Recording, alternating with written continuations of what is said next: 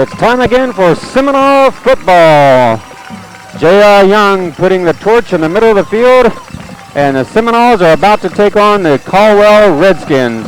This is Dale Eddy along with Coach Jeff Stevens, Brian Easterling, and we're ready for a big night, Coach.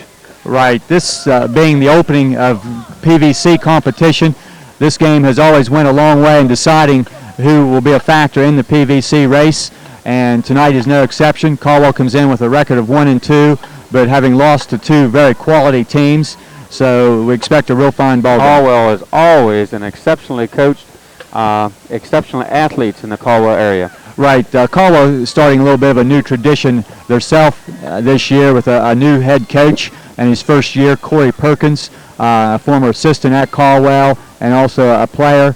Mike Duvall, a longtime coach at Caldwell, has moved on to Warren Local. So Corey Perkins has taken over, and they have just a 1-2 record. The losses were to Buckeye Trail, who is undefeated so far, and to Belpre, who year in, year out is a power in their conference. So the 1-2 record could be a little bit deceiving. This is a fine ball club. Seminoles coming in with a 3-0 record, of course, and they've had some good ball games. Last week was not one of the better ball games. I'll be kind of interested to see how last week affects the Seminoles. That was not a good test coming into a game such as tonight. Right. The opposition, as it turned out last week, was not real strong. Just it was. A lot of times you kind of play to the caliber of your opposition. I know Coach Sarcosta and his staff was very unhappy with the number of penalties during the early stages of the game, and really felt like that cost them some opportunities that they really don't like to see. Well, we're ready to punt this one away. The Seminoles will receive the starting kickoff. Deep for us will be Dustin Robinson, Eric Kramer, and Will Weddle. The kicker, I can't see a number, Coach. I believe it's 34 possibly. Nope, that's not it. It's a deep kick, booming kick into the end zone. A little unusual style there. Again, I'm not able to see the number for certain. 84, I believe, wasn't it? But he only stood about 3 or 4 yards back from the ball and really didn't take a long run at the kick, and looked like the ball hit on about the 3-yard line and bounced into the end zone. So, the ball comes out to the 20-yard line, so Monroe Central not real good field position to start the game. But they will have it 1st and 10 on the 20, and they'll have their first offensive possession of this beautiful football evening in Seminole country. Kress will take the snap. Handoff goes to Luke Shoemaker off the left side, and he picks up possibly a couple. Among the tacklers there, big number 72, Chad Allen, listed at 5'10", 245, and he'll be a real challenge in the middle of that line to move and open some holes. Looks like they've marked it 2. It'll be 2nd and 8. You can see a little bit of the defensive strategy that Caldwell's going to employ. That last play, they had 9 players within 4 yards of the ball and just 2 deep secondary people. So they're going to try to shut off the run, and we may have to look at the passing game a little bit tonight. Pitching the ball back to Luke Shoemaker. I mishandled it. See what the call is. Seminoles dropping on the ball after a loss of a yard there. Not making good connection on the toss, trying to get the ball to Luke Shoemaker coming around the left side, and it drops down, and he was able to drop on it, but a loss of 1. It'll be 3rd and 9.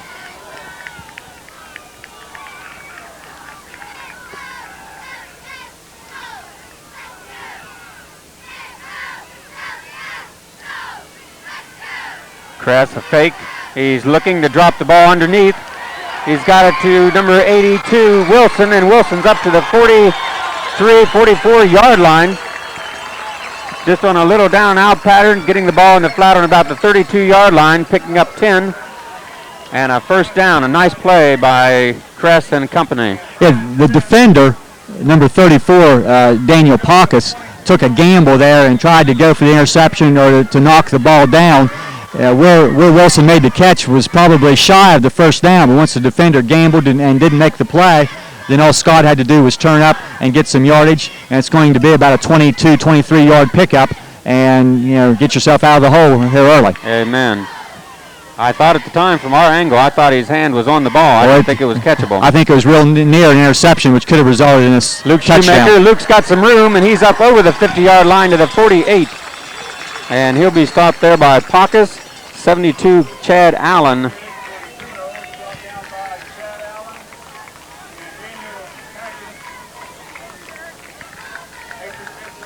So there, 9, pickup of 9, it looks like. It's going to be 2nd and 1. We've talked repeatedly in other games about how important it is to pick up big yardage on first down. Now it's 2nd and 1. You leave yourself with some options, both running and passing. Full house backfield. We have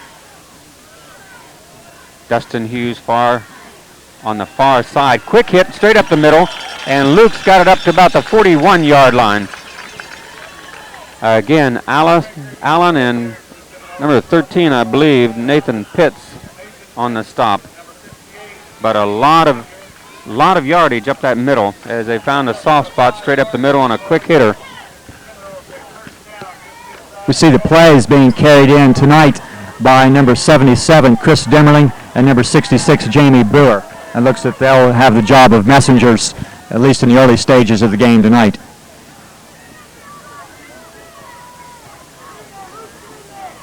Fake again to Shoemaker, trying to go long.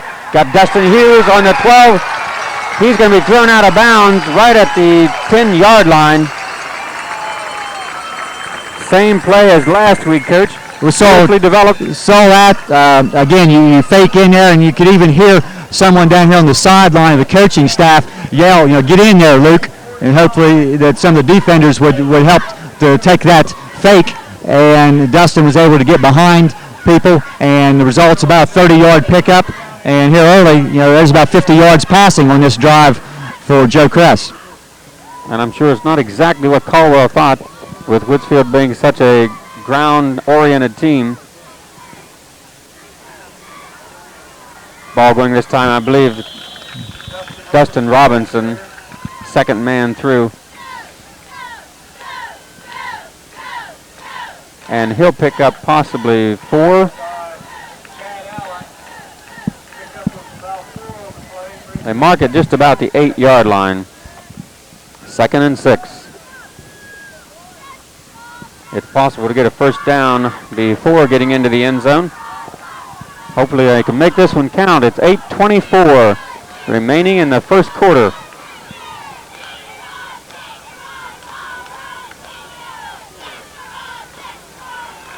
Luke Shoemaker. Luke sidesteps and he's back up the middle. Picks up a couple possibly. Brought down by a wall of white jerseys. I tell you, it's going to be hard to pick out the tackler in a lot of cases when there are going to be 8 or 9 Caldwell players right up there that close to the ball. There's going to be a lot of people on that pile. But a couple of nice holes there in the early going, and that is very good when you can open some holes, and it's been a nice drive. Big third down play here to try to keep it going.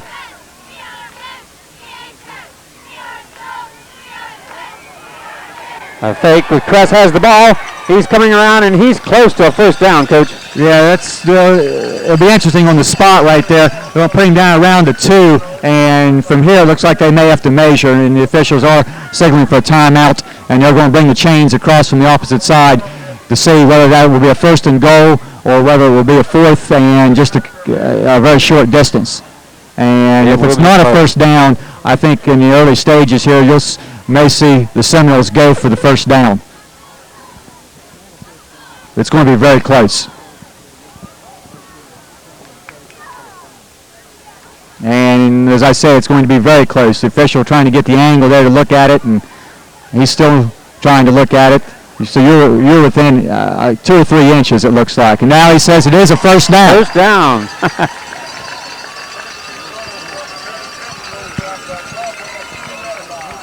Showcrest did a nice job. They faked, and of course, as we talked last week, it puts a lot of pressure on the defense when you've got running backs like Shoemaker, Dustin Robinson, Will Weddle.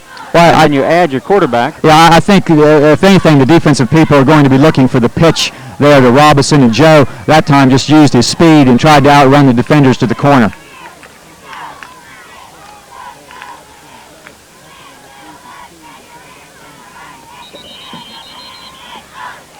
Big pile up the middle. Yeah, the handoff to Shoemaker, and he kind of crawled over top of some people there, and he's going to be marked inside the 1.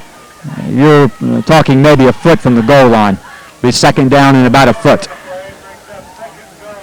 Second and goal from the 1, they mark it.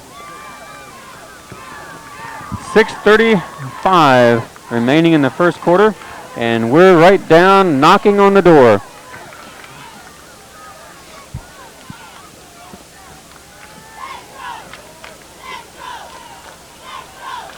Slot I, press, in motion, we will Weddle. Quick hit to Luke, and he's in the end zone at the 6-minute and 14-second mark in the first quarter. And even though this is only the 4th game of the season, that may have been the most impressive Monroe Central drive that we have seen this season. 80 yards and about a little less than 6 minutes to get on the board with your first possession.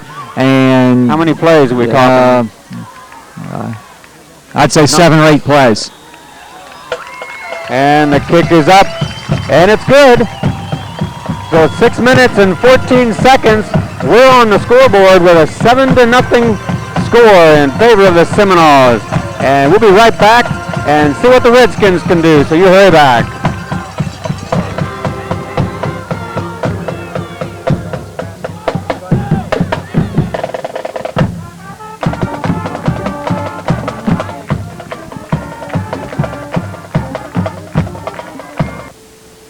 Maybe you already knew that Woodsfield Ashland has 100% pure gasoline along with kerosene and diesel fuel, and about their drive-thru where you can pick up your favorite snacks, slushes, legal beverages, or pop.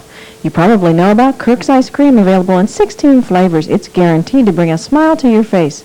But did you know that Woodsfield Ashland sells great pizza? Just call ahead at 472-1745 to order your pizza for before or after the game.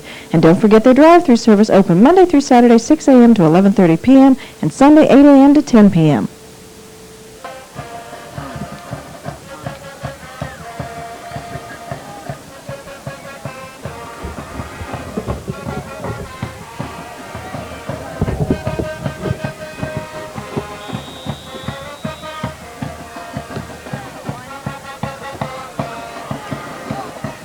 Ball coming down at the 15-yard line. Straight up the middle. Ball carrier there was number Nathan. So I think it's 29, possibly 29, Jason Rucker. Jason Rucker, okay. And once again, as we saw a couple of times last week, a bit of a hole up the middle there. Looked like there was going to be an opening, but it kind of closed down. So, 33-yard line to start this possession for Caldwell, their initial possession of the game. So they'll have pretty good field position to start, and it'll be 1st and 10 for the Redskins. The shift being on. The quarterback dropping, looking to pass, trying to drop it underneath. Dropped under to number 48, Brad Hessen. And number 45, Dustin Hughes, came up and made a fine hit and was able to stop the play after about a 4-yard gain. You really notice Caldwell will come out and do a lot of shifting. They'll move one lineman from one side to the other and shift the back and give you a lot of various type of movements, just as what they're doing right now. But the important thing is how they end up, and you have to be ready to stop the end product. The pitch out, and a nice hit. Luke Shoemaker coming across to put a hit on Daniel Pacus, number 34. That was the option play. Number 82, Wilson, the defensive end, as he is supposed to do, come down on the quarterback and make him pitch the ball, and he pitched it back to Pacus. Luke Shoemaker was right there and delivered a big hit. The result will be a loss of a couple of yards, bringing up a 3rd and 8 situation from the 35-yard line. 4 minutes and 30 seconds.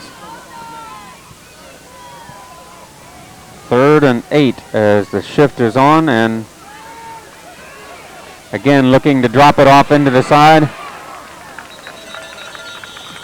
And they get the pass off, crossing that flat. Number 34, That's Pockets number 34 out of the backfield. If you saw Coach's Corner show last night, he mentioned that they'll slip Pockets out through the line, out into the flats, and try to throw to him quite a bit. But again, good defensive play. Dustin Hughes there to make the play, and Caldwell's a couple of yards short to the first down, forcing a punt situation. So they'll have to give this one up. With still 3 minutes and 50 seconds remaining in the first quarter. A nice kick again coming down to Dustin. Dustin's got it on the 22, 23. He's going to revert back. And he'll be snowed under on the 27-yard line. But again, a nice punt, Coach. And what was particularly impressive about that kick was the height. It was not it was a good kick, but not particularly long. I'd say about 35 yards, but some tremendous height enabled the coverage team to get down and make the play. And Dustin did quite a bit of running around there, but really gained very little from where he originally caught the football. But very big there. You go 80 yards and score on your first possession. You force the opponent to be 3 plays and out on their first possession. And now you're back in business, and hopefully your offense can take it down the field again.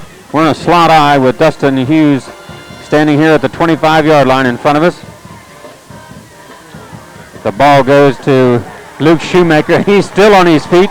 He's up close to a first down. I thought he was stopped right through the line of scrimmage, but he would not give it up. And he's got first down. Yeah, Luke bounced off a good hit right at the line of scrimmage, and there's not many running backs around keep their feet moving any better than Luke does, and able to get better than 10 yards in a first down. Got a picture on the screen there of the uniforms of the band.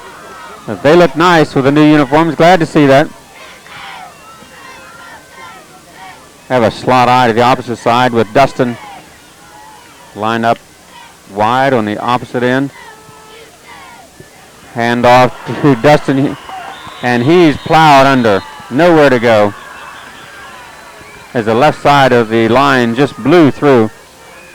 Led there by 74, Jim Clark. Possibly 88, Greg Baker.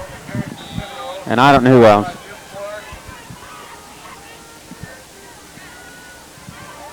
But Dustin got that ball, and he had nowhere whatsoever to go. No running room at all. Some penetration by the left side of the Caldwell defensive line. Put us in a hole here, second and 14. Yeah, by the time Dustin was able to get the ball as the deep back in the formation, he had nowhere to go. And about a 4-yard loss. 2 minutes remaining in the first quarter. Fake to Luke. Kress trying to drop it off to Dustin Hughes. Good pressure in the backfield by Caldwell. Dustin Hughes was open on the play, but Joe had to step away from some pressure in the backfield. And Dave Knapp, I believe. And he took a pretty good hit there as he delivered the ball. And right there, just get rid of it and not take another loss. It's going to be 3rd and 14, so we'll see what we have here. Very possible. Look for another pass, long yardage situation. 1 minute 53 seconds. Remaining in the first quarter. Slot eye to this side. Dustin Hughes. Wide out here on the 33-yard line.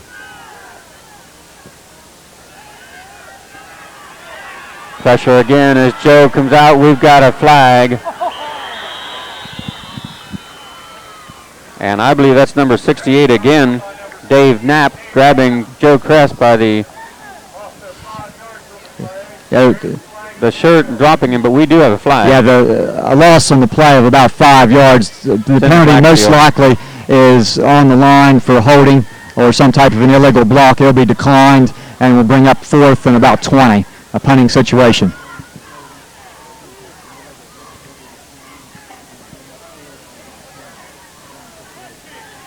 And the call is an illegal block below the waist. And it'll be declined by Caldwell since the play went for a loss. And as I said, it'll be 4th down and more than 20, and the first punting situation tonight. And Scott Wilson, looks like tonight it's going to be Dustin Hughes. That'll be the 3rd punter we've seen this year from the Seminoles, but Dustin Hughes will be back in punt formation. Yeah, Coach was saying on the show that these 3 young men all did a nice job. Well, he didn't lie. That's a nice kick. Nice high kick. I'll tell you, the ball's loose. Misplayed there, and the ball on the 38-yard line. Luckily for Caldwell, it stayed still. I believe it came down. The Caldwell kid looked like he reached out to grab the ball and misplayed it. That'd be about a 37-yard punt by Dustin. And again, as I mentioned with the boy from Caldwell, what's particularly impressive about that is the height. And a little bit of confusion by the Caldwell return man, and it hit off the hands of one of them, and the ball was free, but Caldwell was able to get back on the ball. It took a lucky bounce for the Redskins, and they'll have 1st and 10, 1:08, pitching the ball to Packus. Packus up to the 43-yard line. A gain of 4 possibly. It's going to make it 2nd and 6.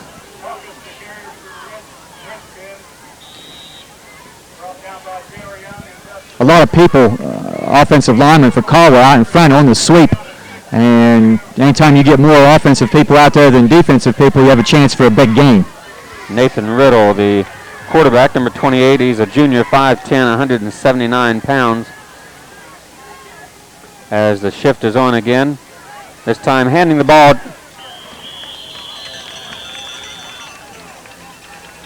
That's going to be Packus again, number 34, on a straight handoff. Hamilton on the stop, number 22. Looked like they gave them a yard, possibly 2 yards. 3rd and 4 on the board. And they will get another play this quarter. That's 2-1. And that'll be the end of the first quarter. And first quarter ending, it's a 7-0 ball game in favor of the Seminoles. We'll take a break and we'll be right back.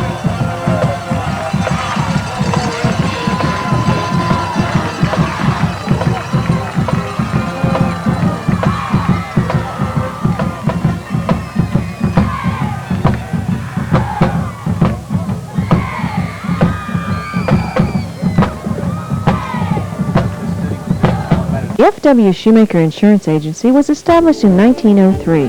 They have 3 agents and 3 customer service representatives to give you the kind of service you deserve. Being an independent insurance agency means they represent different companies, allowing them to compare for you. For all of your insurance needs, auto, home, life, bonds, business, or farms, contact FW Shoemaker Insurance Agency at 472-0876. For fashion and safety, light up your life with LA Gear light shoes. Other brand names include Nike, Reebok, LA Cross, rubber boots, Red Wing steel-toed sport and insulated boots, soft spots, hush puppies, naturalizers, Wolverines, and Cliniques. Jeans for the entire family and fall separates for men and women. Take time to see their craft in gift sections. Consignments welcome. Now's a great time to shop Shoe Corner. New fall items arriving daily and great clearance sales too. That's Shoe Corner on Main Street in Woodsfield. Second quarter will begin. 7-0. Ball on the 44-yard line. Caldwell's possession. Riddle, the quarterback. And he'll drop. He's looking. He tries to sidestep. He's got pressure. He drops it underneath to number 18. Number 13. Yeah, I think maybe it's number 16, Larry Harless. Just kind of set up. I think it is. Set up right there across the middle. There, the quarterback, Riddle, was able to step away from some pressure and step up in there and deliver a nice throw. And the initial first down of the evening for Caldwell. Did a nice job hitting the open man there in the middle of that defense. Just a little soft cushion. Quick handoff. And he's gone nowhere. Nathan Pitts, the fullback. And he's met head on. The Redskin offense went on a quick count that time, tried to catch the defense off guard before they could shift, and no one was fooled there. Luke Shoemaker made the hit, and I believe the result will be about a 1-yard loss. 2nd and 11. 11-10. Larry Harless wide out to the far side as they'll shift into their formation. Slot men in motion. The handoff goes to the fullback, Pitts again, and he's stopped. I believe the first man through, I believe that is Yeho, is it not? No, looks like Kramer, 78 Kramer, along with Eric Kramer, 33, Dustin Hughes, 45. I think they had Jeremy Baker, 75, also right there, about 4 Seminoles right there on the play. Again, nobody was fooled. Good job on defense, smelling out the ball carrier. It's going to be 3rd and 11.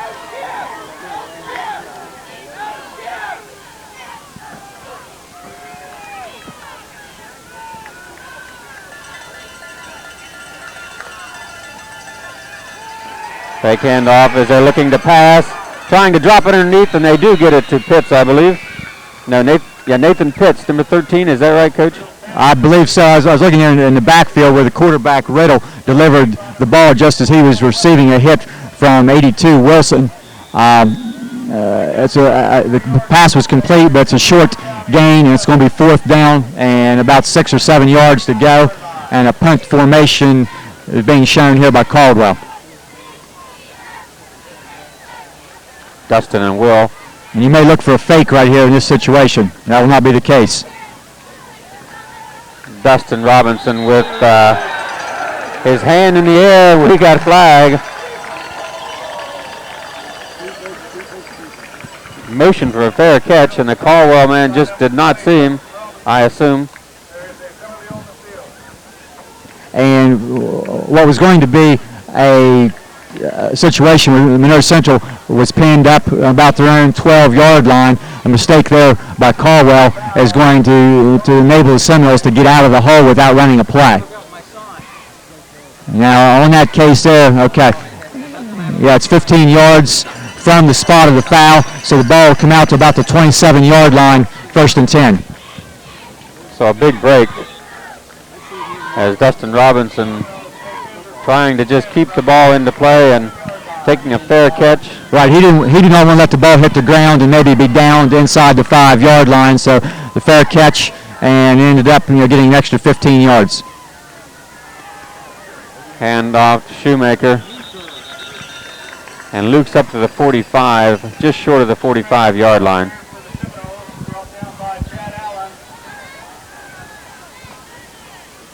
With a whole group of Redskins getting up slow. Right, a lot of different people in on the play. It looked like once again number 72, Allen.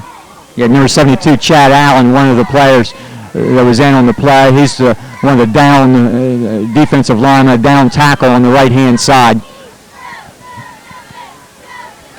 Keith Lazier checking in, giving a breather to Dustin Hughes.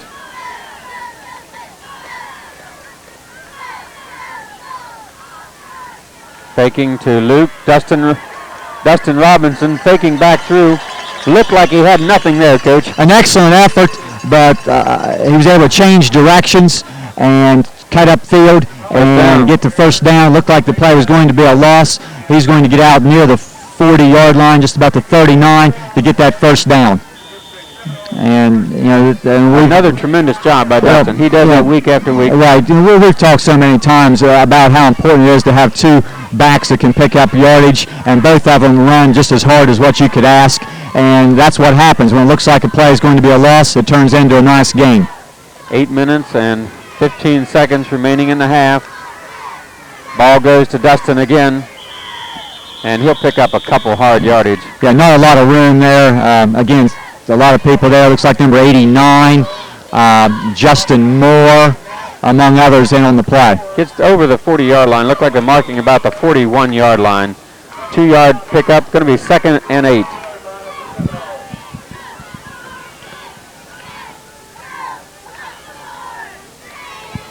Break huddle here, and they're going to come out in the I formation with Will Weddle slot to this side. Dustin Hughes standing on the 40-yard line. Wide to this side. Press will fake the handoff and looking, dropping it underneath. Luke Shoemaker at the 50-yard line and picks up an extra 8. They're going to mark the yard, look like the 42, into Redskin territory. And I'm not certain of the exact play call there, but I do believe that the primary receiver on that would be Dustin Hughes on downfield. And Joe looked off of Hughes when he was not open to his either second or third receiver there, and that was Luke back across the middle, first down. And you got to compliment a young quarterback in his first year being able to pick up a secondary receiver. Now we have a whistle, and I think you have a Caldwell player lined up in the neutral zone. And a tackle on the far side. I see him walk back to the huddle there, slugging himself up alongside the head there, so I'd say he probably was guilty of lining up in the neutral zone. That's a 5-yard penalty. Maybe he shouldn't do that. That may be the reason he's in there. He's been hit That's right. too many times.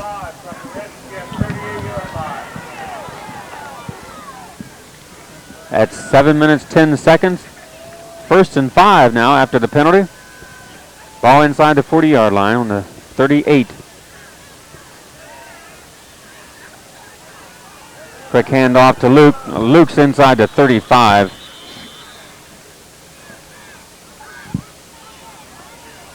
Justin Moore, I believe. Is that 89? The 89, it looks like Moore. They're going to mark it right at the 35. Pick up a 3. 2nd and 2.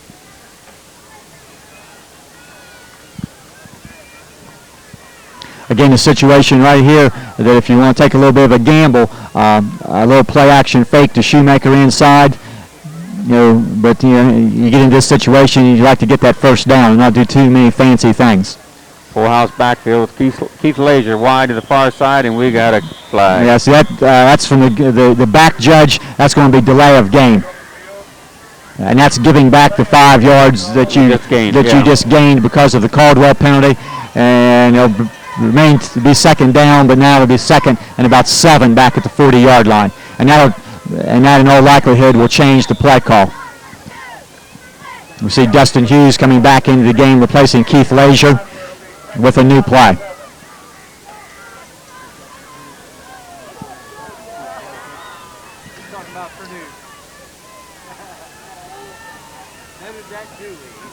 Six minutes and 16 seconds.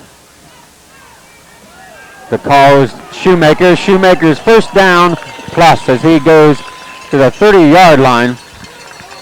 Big hole up the middle. Well, the offensive line doing a fine job once again. That's the center, number 51, is Ben Klein. The guards on this possession are Jamie Brewer and Jeremy Kramer, along with the tackles Chad Yoho, J.R. Young, and the ends have been alternating Keith Lazier and Dustin Hughes, along with Scott Wilson, doing just a super job in there opening up the holes. Keith Lazier back in. Joe will fake, and he's looking again. He's got Lazier at the 2-1 and into the end zone. Scott Lazier doing it. Scott Wilson, number 82. But a real nice fake right there, and Joe just laid it up there, and that's a nice catch reaching up above his head by Wilson. I don't think Scott Wilson had caught a pass the first 3 weeks. That's his second reception in the first half tonight. And once again, another weapon that has not been shown earlier in the year now comes into play. Well, Scott doing a nice job. That was a ball that was definitely catchable, but it wasn't an easy caught ball. And the extra point is good. And it's a 14-0 ball game in favor of the Seminoles after a beautiful offensive series by the Seminoles. We're going to take another quick break, and we'll be right back.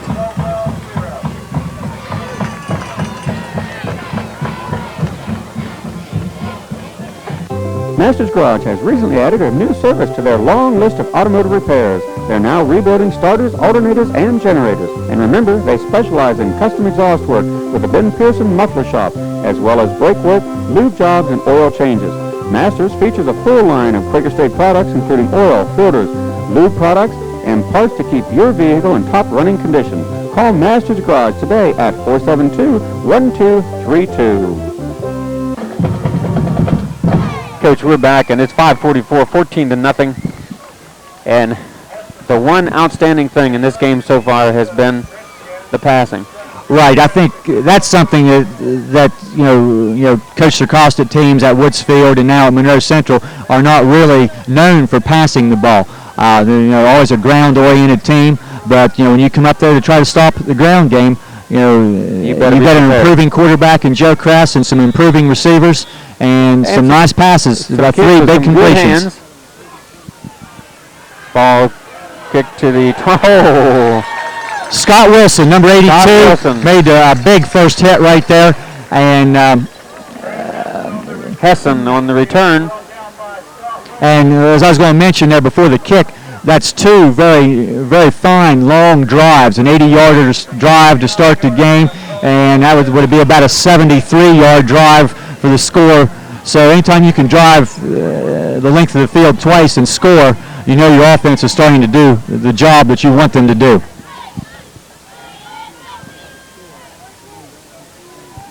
Riddle, the quarterback.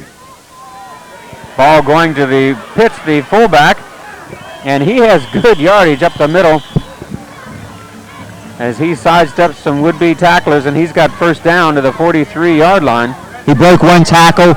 Dustin Hughes will make the play, but not until about a 12, 14-yard pickup, and probably the biggest play that Caldwell has had thus far tonight, and a first down now at the 43-yard line. Nathan Pitts, a junior, 5'6.5", 152 pounds. Not a real big kid. This time there's no room as Pitts gets the call again.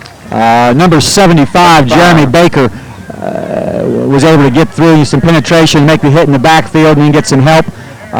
What you're seeing when Caldwell shifts the extra lineman to one side of the field, what you call an unbalanced line, which means they have an extra blocker, and they're just running in behind that extra blocker. It's no surprise. I can hear the coaches down here yell, "Here it comes," and it's just a matter of who does the job. And thus far, more often than not, it's been the Seminole defensive line has done the job as opposed to the Caldwell offensive line.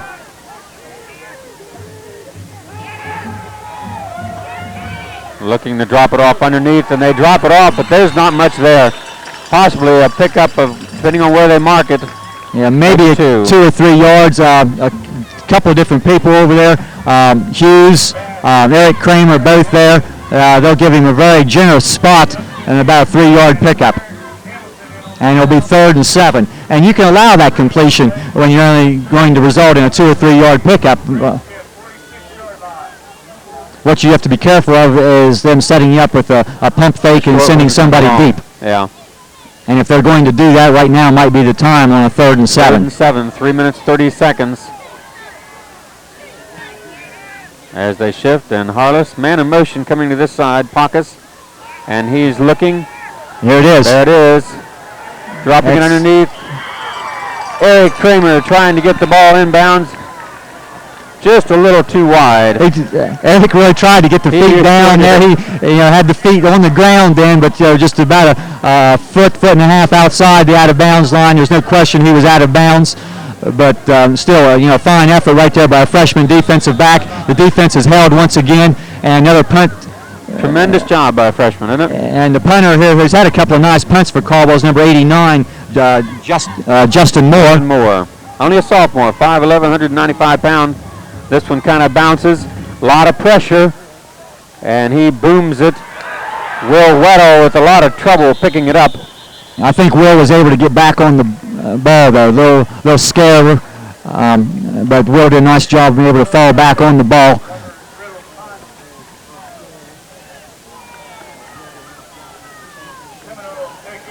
So we're going to have the ball at 19-yard line.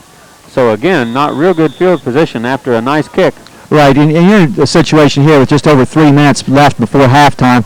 You have to be careful not to make a mistake. It's 14-0, and you do not want to do something that will enable Caldwell to get on the board before halftime.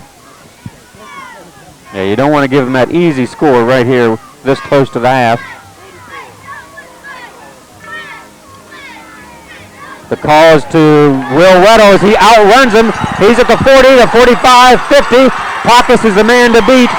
Pacus drives him out of bounds at the 6-yard line. Will Weddle showing a tremendous amount of speed when he got through the hole.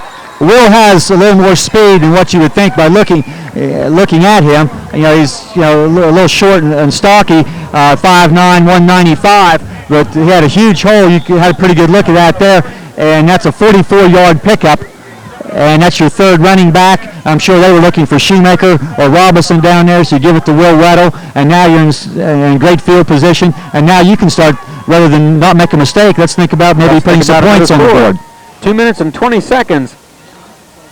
Handoff goes to Dustin, and Dustin will pick up possibly 3-4 yards. Yeah, 46, Rusty Moncrief, and was in, and Saliba, number 82, made the play. Just a straight dive to Robinson, inside the 35 to about the 34. The clock is just inside 2 minutes. Monroe Central would have all 3 timeouts remaining. Crest looking, and it's a little overthrown, trying to hit Dustin Robinson in the flat on the far side. A little bit of a misread.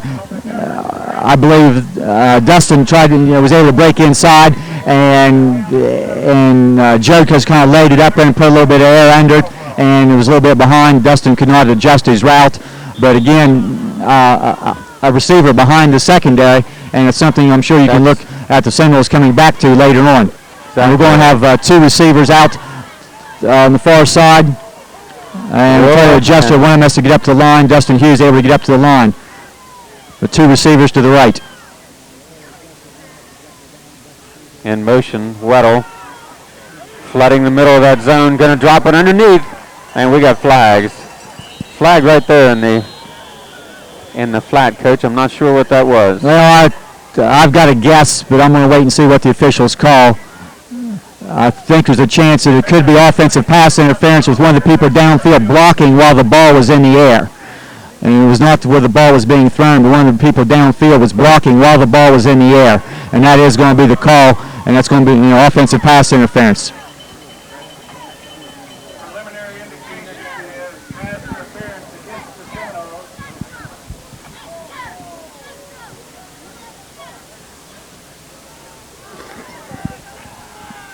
And now I could hear the official giving explanation over here to the sideline, and that was the case. It was one of the receivers blocking while the ball was in the air, and that's a penalty plus offensive pass interference is a loss of down. That's going to be 4th and long, and now the punt team's going to go in, and you're going to have to punt it away with 1:36 on the clock. So we have Dustin Hughes again. Dustin will be standing about on his 43-yard line as he punts this. Be a good place for him to get another nice punt away. Okay, it is 4th down. 1:30. And he'll angle this to the far side.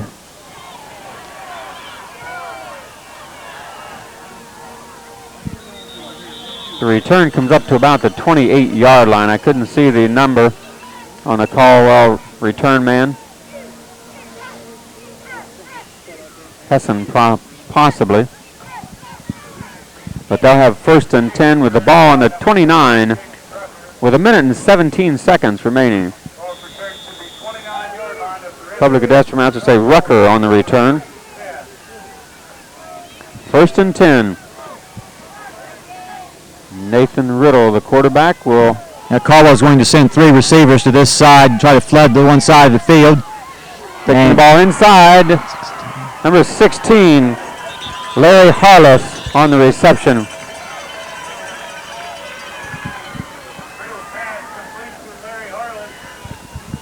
First down on the 46-yard line. But Jeremy Kramer made the play, coming from putting pressure on the quarterback and pursuing the play and making the tackle at the 44-yard line. And we have a penalty. Caldwell was trying to get up the line in a hurry to run another play. They're talking to Caldwell, so it appears that the penalty will be on Monroe Central. And back there, you wonder about a late hit on the quarterback.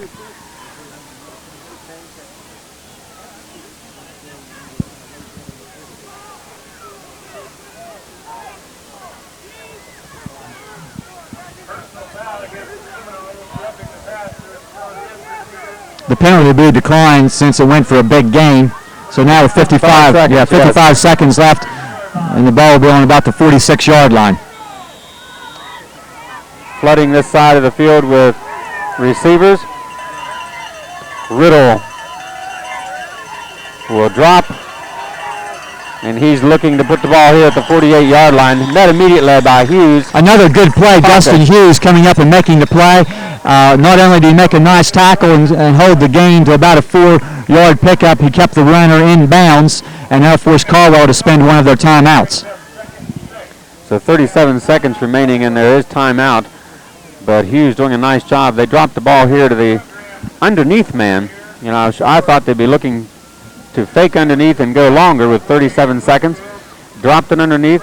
Hughes again being right there, keeping the man in bounds, which is a big point, Coach. Right, and this will give Coach Singleton a chance during the timeout to go out and talk to the defense and get something set up to try to take the short passes away, because with 37 seconds left and a couple of timeouts, there's plenty of time for Caldwell to get downfield and a chance to score.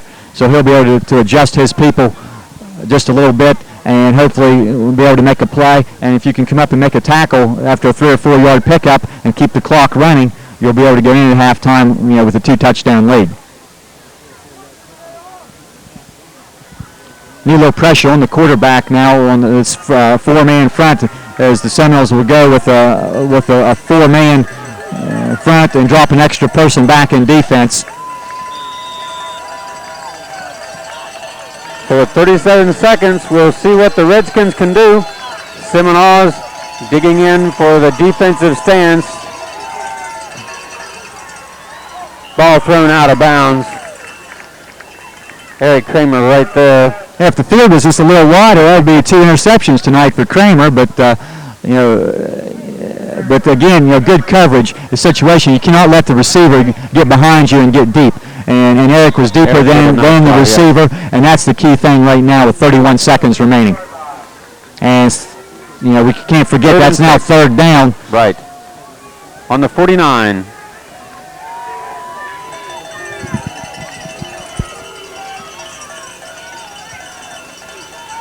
Pitching the ball back, half back pass, dropping it down. Joe Kress. He's back to the 50, 45, and will be run out of bounds on the 44-yard line. I'm not real certain what the play was. Some type of a half-back pass, obviously, with the person that threw the ball, but there was not a Caldwell receiver within at least 20 yards. I don't know if a receiver slipped or someone missed an assignment, but there was no one down there, and Joe was able to make the interception and get the return up past midfield. 17 seconds. Right, he was out of bounds, so there's 17 seconds left. And we'll see what Coach decides to do, whether he'll just take it in with the 2-touchdown lead or whether he'll go for a big play here.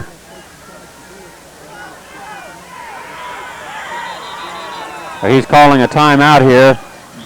Joe Kress dropped behind the line of scrimmage. Dave Knapp on the stop. At 9 seconds, so Coach always coaching. 9 seconds, he's taking a timeout here. This game's not important at all. Right, no. But I'll tell you, it's going to be very difficult to get someone deep because the Caldwell deep safety was about 20 yards, maybe 25 yards off the ball. And with the situation, you don't really care if they get a first down. You just guarding the goal line. It gives all the armchair quarterbacks a chance to say, now, what would I do? What should I do here? But Coach is able to go out now, and with 9 seconds left, and maybe change something. Make sure people get lined up, and maybe one of the spread formations. There's just a lot of different things that could be done. And you may just you may give it to Shoemaker and just take it in at halftime with a 2-touchdown lead. You can't tell if they're looking for the pass. A quick handoff may get something open, and you're off to the races. Yeah, right. But with 9 seconds left, it's going to be tough to get off more than this play. One play. I'm sure he's mentioning in that huddle, just don't do anything outrageously stupid. Right. You can't put the ball on the ground or throw an ill-advised pass. Yeah. Anything of that nature. Everything's in the Seminole favor right now with a 14-0, 9 seconds. Joe's dropping, gonna drop it off underneath, and it's underthrown.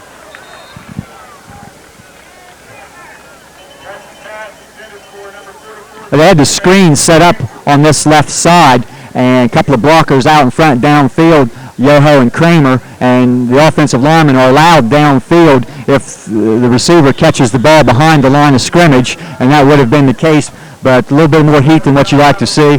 Joe forced it a little bit and just didn't make connection, incomplete pass. And Jay's back out on the field. You might as well spend your third time out with 5 seconds on the clock, and see what you can come up with. There's no better teaching experience than a game situation, against good competition. Like this, it enables you to run a play in a situation that you may need next week or down the road somewhere later. Even if it does not get big results right now, you're able to run it in game situations, which is that much more important and worthwhile than running it in a practice situation.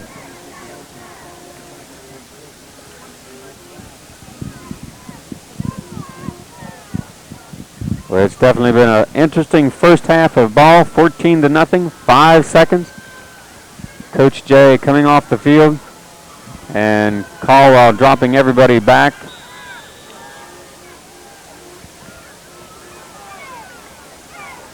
Joe will take the snap. Hand off to Dustin Robinson. Dustin's coming to the 40, and he's going to be taken out of bounds at the 38-yard line. I tell you, we have a late flag. And I believe you may have a face mask on the tackle, and if that's the case, that's going to move the ball closer to the goal line. The half cannot end on a defensive penalty, and that will give the Seminoles one more opportunity. Let's just look and see exactly for sure what we have.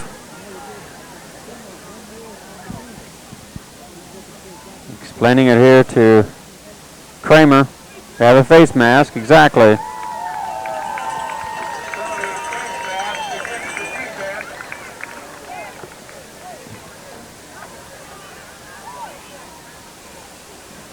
So we'll get one more play from scrimmage. Now take the ball down to around the 25-yard line. And there'll be one untimed down.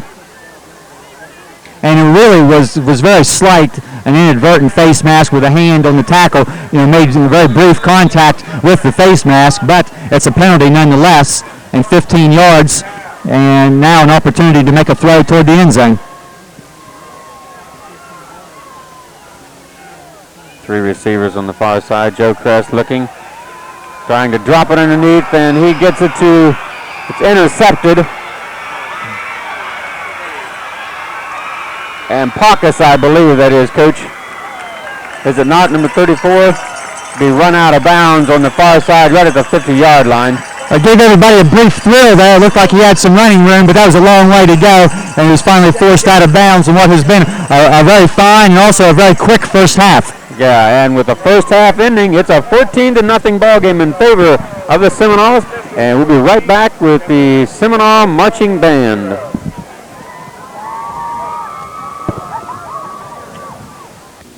In the 1990s, it's nice to know there's still someone who makes decisions according to people and not money. At Loveday Motor Sales, customer satisfaction is number one. Our factory-trained technicians use the latest high-tech tools, equipment, and genuine GM parts. Your neighbors are working here in sales and service. People you know, people you can trust. Whether it's a new or used car you're shopping for or parts and service, you can come to Loveday Motor Sales with confidence. Westcourt Hair Fashion's new in name but the same in advanced high-tech hair care products and services.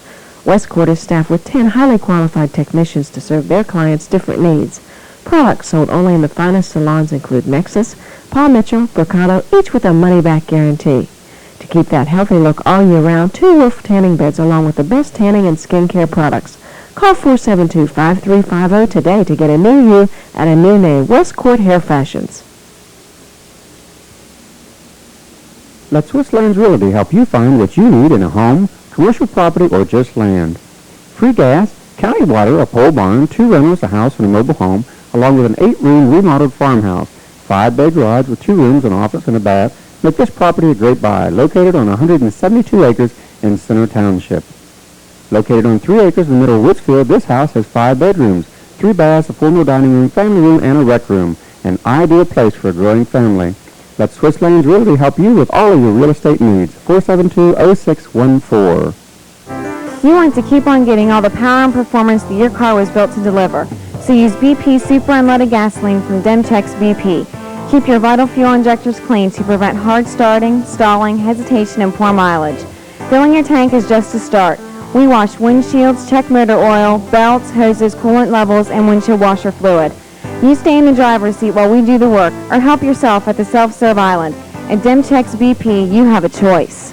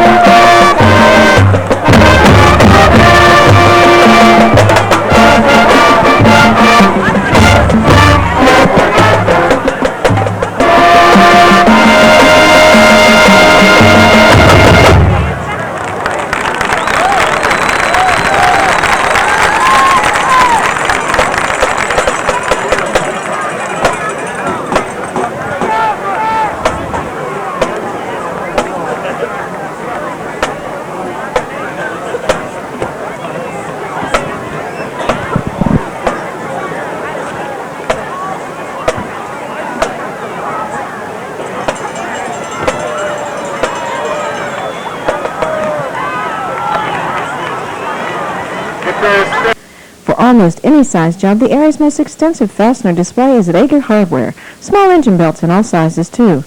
And it's that time of the year for Oregon chains and bars and, of course, hunting licenses, shells, and accessories. Home improvements are easy with the large inventory of electrical and plumbing supplies and standard bathroom fixtures. A full line of kitchen and laundry appliances are always in stock.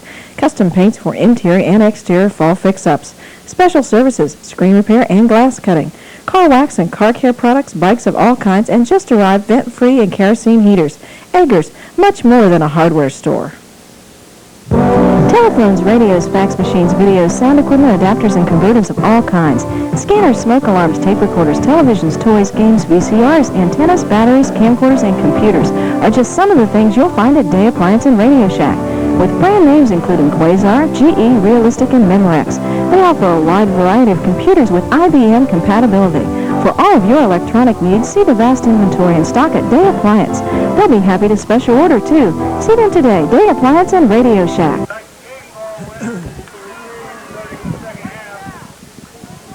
Second half beginning. Caldwell will receive. It's a 14-0 ball game. And we're ready for action, Coach. As we mentioned before the halftime, two very nice drives by the Seminoles, and another rock-solid effort the first half by the defense. And when you put that kind of combinations together, usually you're going to like the results. But a very similar situation to the Shadyside game 2 weeks ago, where you've played really well the first half. You have a 2-touchdown lead. You cannot let Caldwell come out, put a drive together, and all of a sudden, have a 14-7 score, and then you're going to have a battle. Right. Defense has to do a job and make a stop right here, and to show that you're going to control the tempo of the second half as you did the first half. Right. You don't want things to flip on you here. Joe Kress will boot the ball away. Standing back will be Ponkus, and I don't know who all. Short kick at the 24-yard line as the receiver tripped.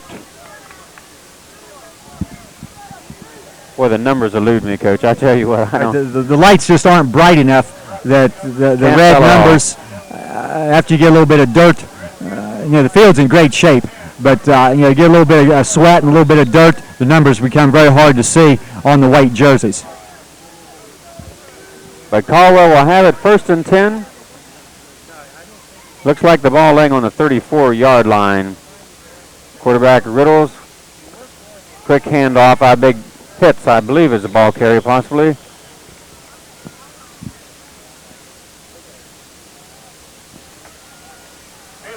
Pickup of 3. Making it 2nd and 7.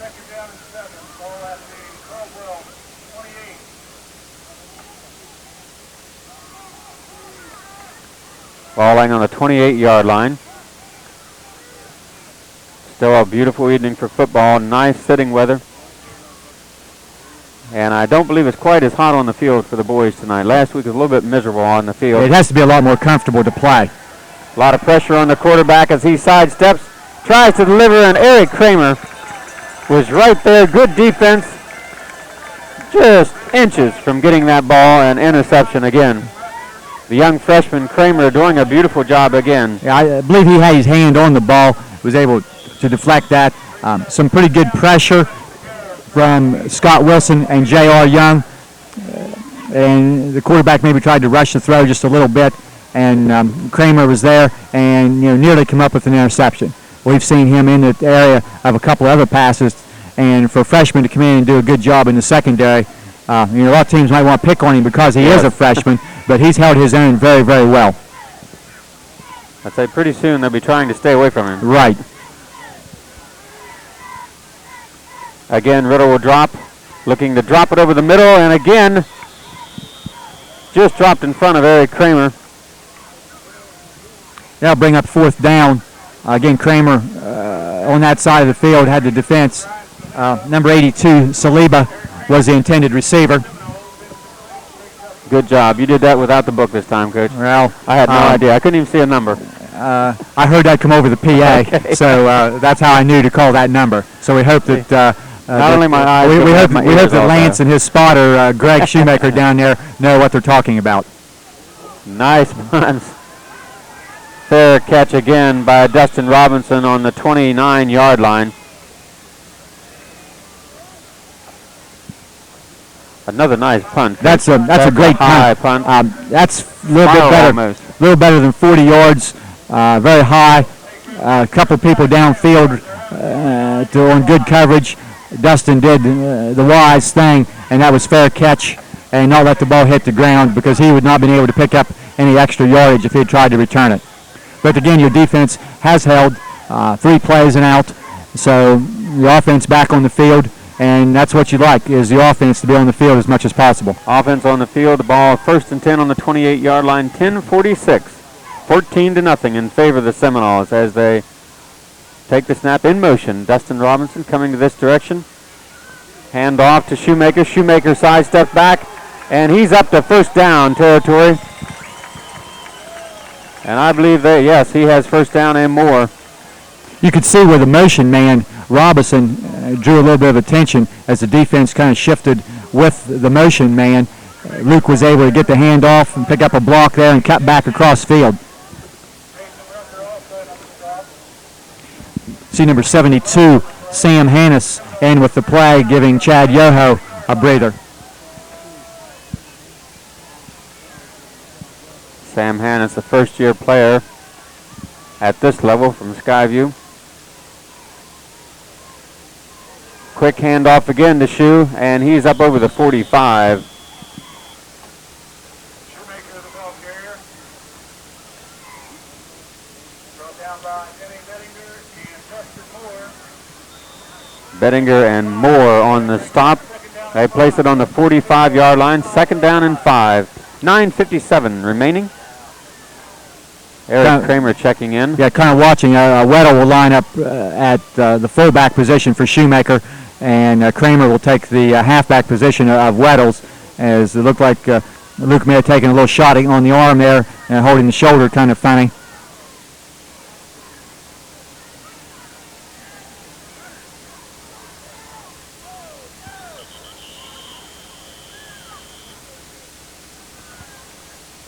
Dustin Robinson on the carry. He's just short of the 50. Going to be about a yard and a half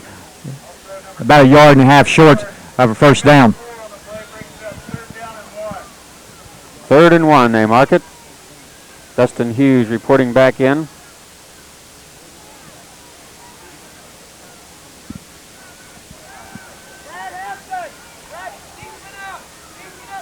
Right on the 49-yard line here in front of us as they'll break huddle, and 3rd and 1, 8:50 remaining in this 3rd quarter. Eric Kramer with first down and more. Eric picking up, looks like 5 off the left side. We mentioned last week when Kramer had a couple of carries with the second group toward the last few minutes of the ball game. Now that the reserves have been able to play 2 games of their own on Monday nights, and he's had several opportunities to carry the ball during reserve games. Eric goes with the reserve team and plays offense only on Monday nights. We might see him some on Friday nights, kind of forced into action here because of an injury, but it's nice to know you have someone else that can get in. On the option, dropping the ball to Dustin Robinson. Dustin sidestepping at the 40. He's to the 35. He's met head-on there by Pacas. And it looks like there is enough yardage for the first down. Crest was forced to be a little bit deeper than what you really like to see your quarterback on the option, but he let the defender come to him, pitched the ball to Robinson, and Dustin, with the good speed, gets outside, picks up the first down inside the 35. Pacas doing enough to hold him up until a slew of red or white shirts could intercept Dustin, stopping him on the 35-yard line, where it's 1st and 10, 7:45 in the 3rd quarter. Hand off to Will Weddle. Will picking up 3 yards on the right side.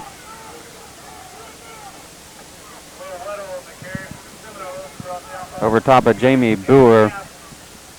Knapp on the stop. Looked like a 1. Thought he had more yardage than that. Second and 9, they're marking it.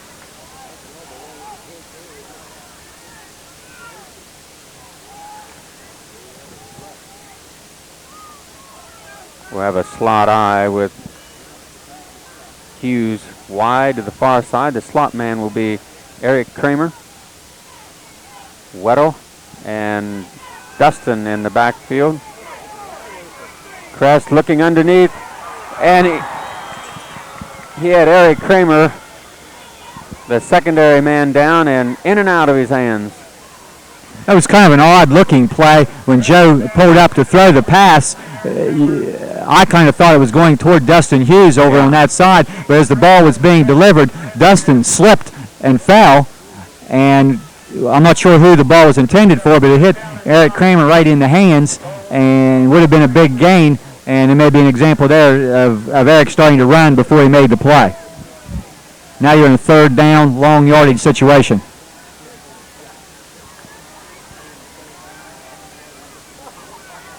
So 3rd and 9, 6:50 remaining in the quarter.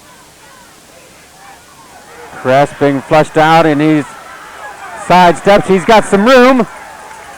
He's going to be down to the 20, the 15, and possibly right at the 17-yard line. There's the speed of your quarterback to turn a broken play into some very fine yardage. The last scrimmage was about the 34-yard line. Kress is going to be down inside the 20 at about the 18, call that 16 yards. Picked up a couple of blocks and was able to sidestep a couple of people on his own, and a very big third down conversion. And they're going to put it down closer to the 18-yard line. Luke Shoemaker coming back in. Right, I just was watching here. It looked like they were trying to put some padding on Luke's elbow. And he must have hit his elbow against the ground or against someone there on the tackle a few plays ago. It's nice to see Luke back in the ball game, especially when you get ready to go to defense here in a little while. Yeah, you're going to get a penalty. Get a penalty here because the ball was in the air, and Dustin Hughes was not able to get into his pattern, and it looked like the man was holding Hughes, and Dustin did not know the ball was in the air. He was too busy trying to get away from the defensive man. And it will be an illegal use of hands penalty against the defense. Because the defensive back on that side really had Dustin wrapped up, and by the time Dustin got away from him, he had no idea. The crowd kind of hollering there because they could see the ball was in the air, but Dustin did not.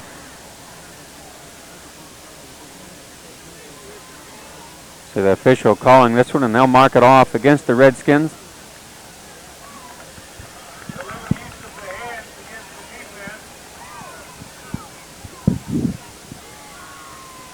Setting the ball down to the 12-yard line, 11-yard line.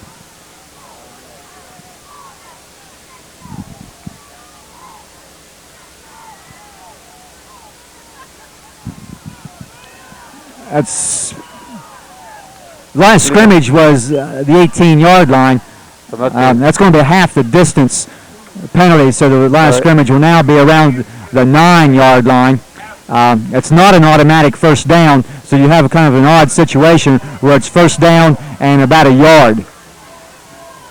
1st and 1 on the 9. Full house backfield. Ball goes to Dustin. Dustin with his speed. He's going to trot around the outside untouched as he puts on a burst of speed, and he picks up a score at the 6:03 mark. It's a 20-0 ball game in favor of the Seminoles. And Joe Kress out in the middle of the field, changing the shoe, getting ready for the extra point. And the cannon explodes, Coach. The speed of Dustin Robinson really helped. As by the time he took the handoff, he had to retreat a few steps. He was back, beyond the 10-yard line, and just was able to outrun everyone to the corner of the end zone. And Joe Kress puts it through again. Kicks right through again. And it's 21-0 in favor of the Seminoles. We're going to take a real quick break, and we'll be right back.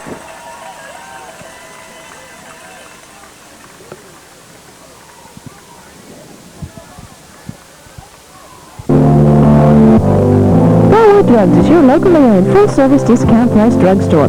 Call 472-0417 for 24-hour emergency service. We'll be here for you. Delivery and mail-out services are available. We stock wheelchairs, hospital beds, canes, crutches, and other accessories. Retirees ask Joe or Tom about our hassle-free Aetna prescription service. As a leader chain store, we bring you bargain prices on an assortment of products every month. Don't forget to bring us your photo finishing with 24-hour service. Railroad Drugs, people you know and people you can trust with your health.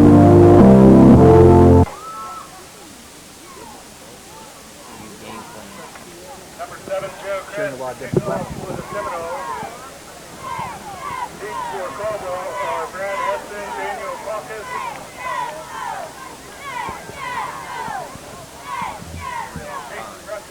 Just.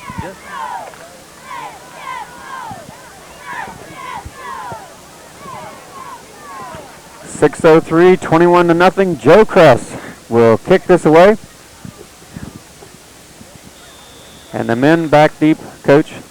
Pocket. I thought you had that, Coach. I can't The see ball, anybody. I think Joe hit that one exactly how he wanted to. The ball's going to go out of bounds over near the 20-yard line. We'll see which decision Caldwell chooses. They have about 3 options of what to do when the ball goes out of bounds. The official is discussing that with their captains, and we'll see what. And they will put the ball in play at the 35-yard line. You have the choice of making the kicking team kick again with a 5-yard penalty, taking the ball where it goes out of bounds, or putting the ball in play at the 35, which is 25 yards from where you kicked it. So Caldwell has chosen to put the ball in play at the 35. Decent field position here. That's not a bad option unless you really feel you have a great return man. And, put it in play at the 35 in good field position and go to work from there. So after they're shifting, ball will be tossed back to Pitts, and he'll be caught from behind. Looks like Eric Hamilton on the stop at the 40-yard line. Yeah, Hamilton in on the stop. About a 5-yard pickup for the fullback Pitts.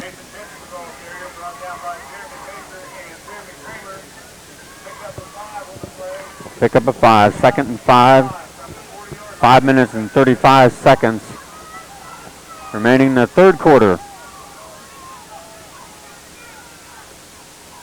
Riddle, again, quick handoff, and there's no room. A whole slew of red jerseys. Kramer. A lot of people getting up there. Hamilton, Young, Kramer. Looked like maybe Baker was in on that also. Pitts, I believe, was the ball player. Right, Will Riddle also right there from his linebacker position. We see a defensive substitution now. Number 77, Demerling, has replaced J.R. Young. We give J.R. a chance to catch his breath here, maybe get a little bit more quickness in on the pass rush. A lot of pressure, and the quarterback is down. Jeremy Kramer. Jeremy Kramer with the sack. That's a big loss. Had a hold of his arm and shoulder pad there and just used his strength to pull him down. That's a big loss. Ball is going to be back around the 30-yard line, 4th and 15, and going to bring up a punting situation. And we've seen good punts from this punter, Moore, and that's really been Caldwell's best weapon so far tonight. Will Weddle and Dustin Robinson standing back on the 35. Ball coming to Dustin. A fake, and he's coming back across. He's got a seam. That's a touchdown. He's a 40, 30, and no one's going to get close as Dustin's going to walk it into the end zone. Just that simple.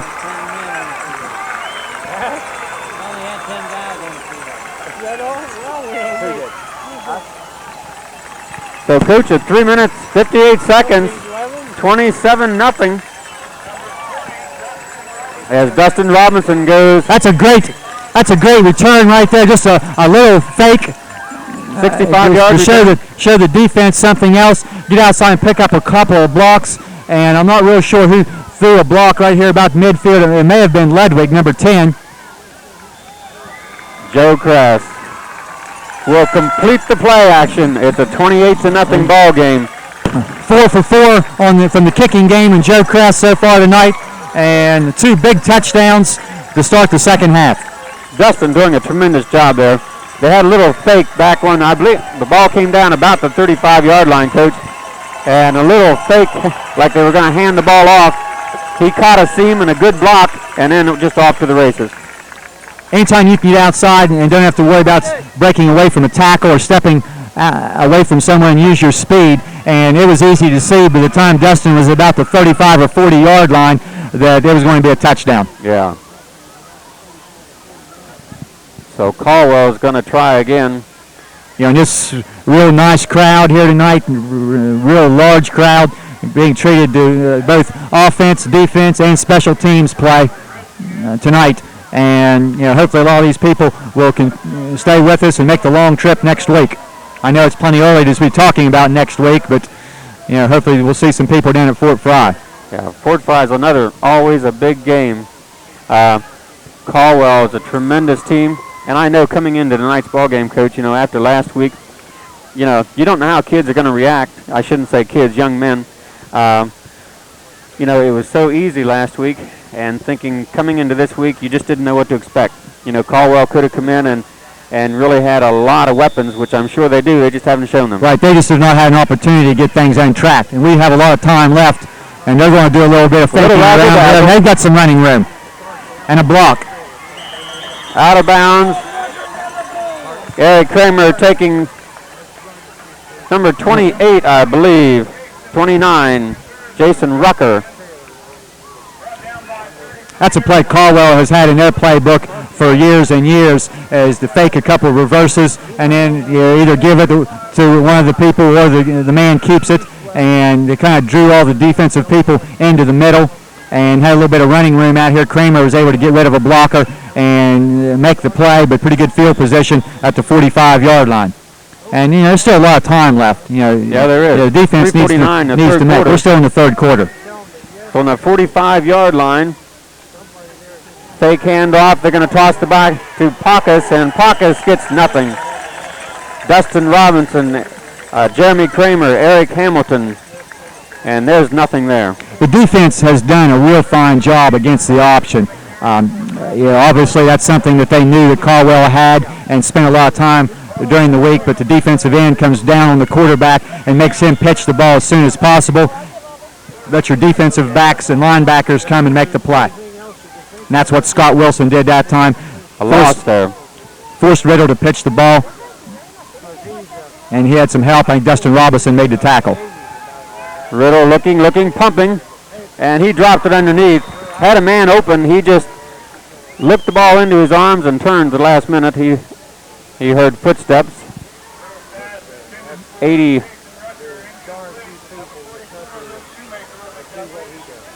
Rutger, they said, but I don't see Rutger.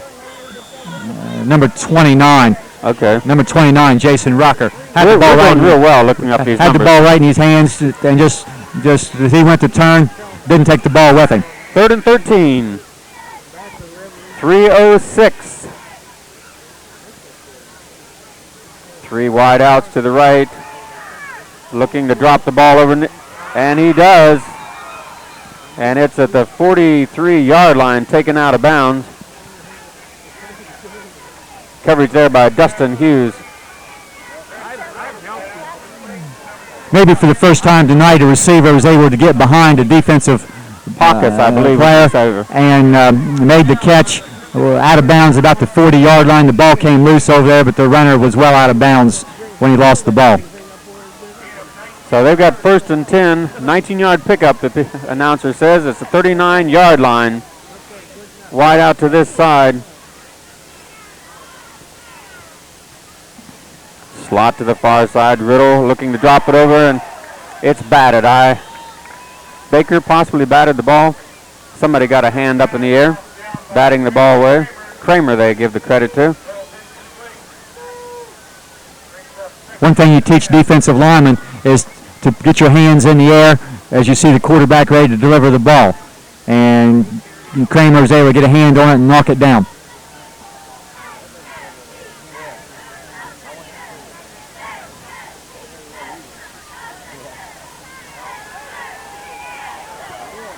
Looking underneath, just over the outstretched hands there of number 18? 16, Harless. 16, Harless.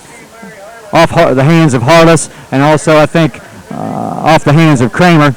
That's about 4 or 5 balls we've seen Kramer have a hand on and able to deflect or bounce his way so far tonight. And it's third and about 10.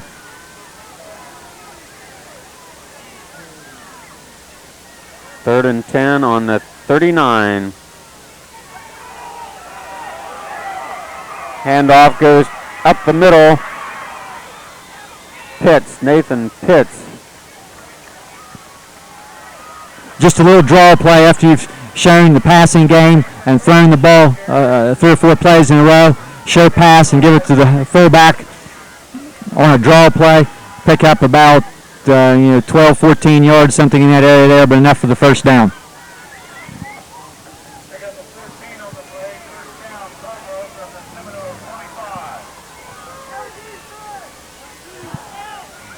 Like to see the Seminoles put a big stop here.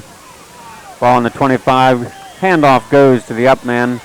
And I believe, again, that's Pitts, number 13. Right, Pitts, the ball carrier. Looks like J.R. Young, number 71, held his ground, made the play after about a 3-yard pickup.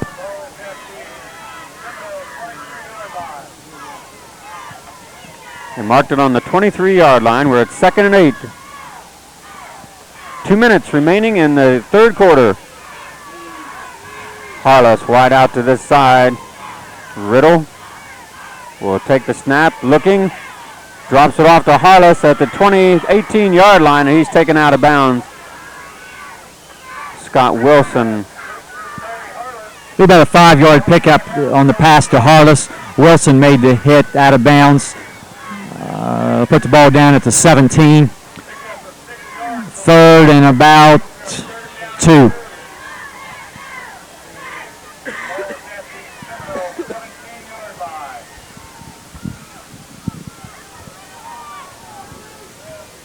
What has really been Caldwell's first sustained drive of the evening.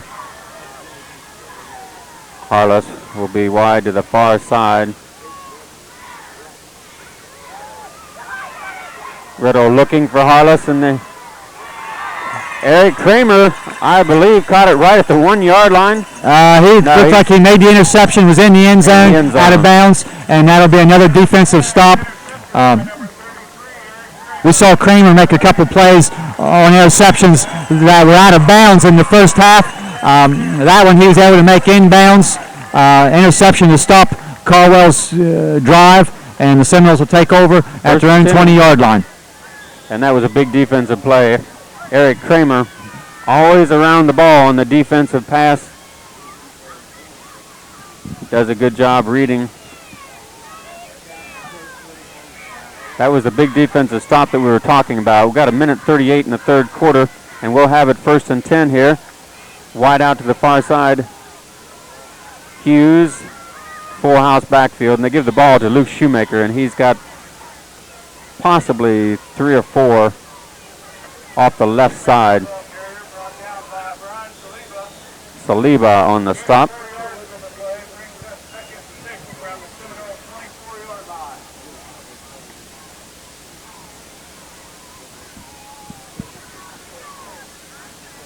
Get some changing with the plays. Eric Kramer in, Chris Demmerling in, as Robinson and Jeremy Kramer will get a quick breather.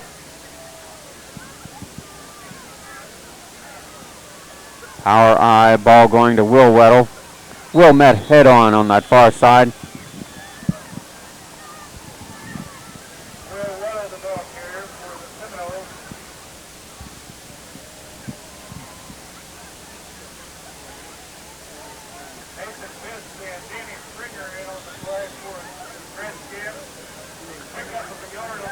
.35 seconds. 3rd and 5 on the 25.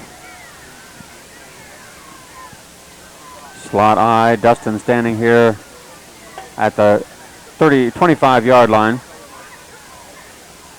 Fake handoff, Crest breaking it back across the middle. Pitching the ball to Dustin. Dustin's off to the races again. He's at the 40. And he's caught from behind by Pitts, I believe. I thought he had another one, Coach. Pitts came quickly across, not wanting to give up another score. I'm not sure if I can recap all of the play or not, but it was the option, which has been a very good play tonight. Kress had the hole, turned it up, and had first down yardage at the 30-yard line. And as he was struggling to get more yardage, he was able to see Dustin Robinson behind, pitched it backwards. As long as it's a backward lateral, it's fine. Dustin had some running room, and Pitts, number 13, with a shoestring tackle, or it would have been another touchdown.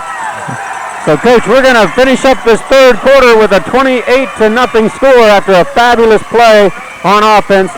We'll be right back with our last 12 minutes of action, so you stay with us.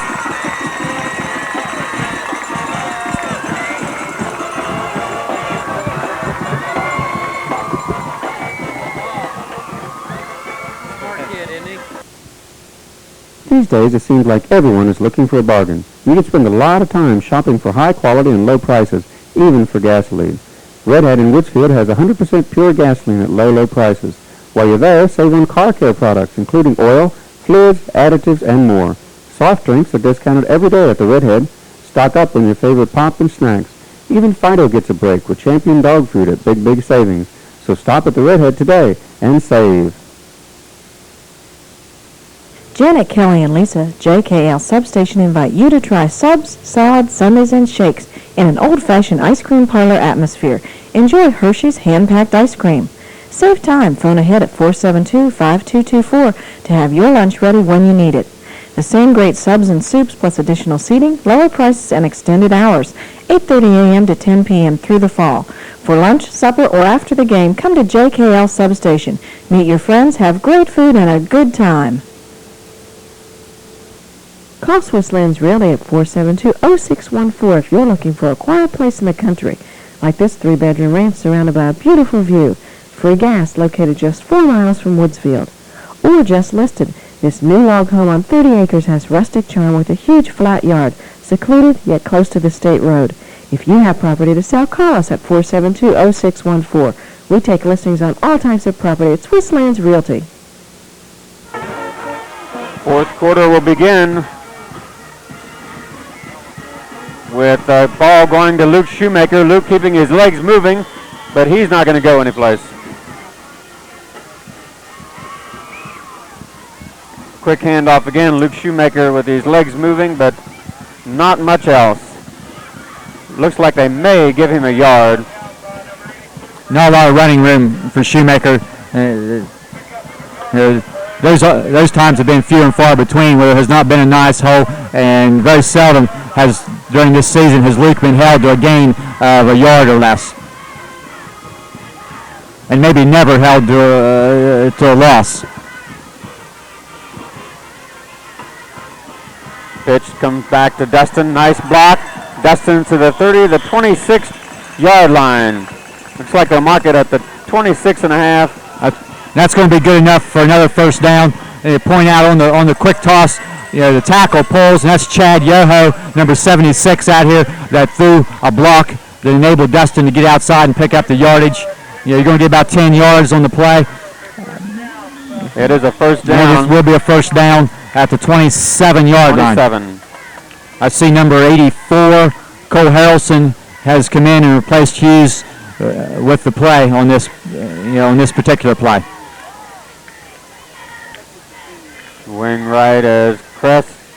Handoff goes to Luke, and Luke's at the 21-22-yard line.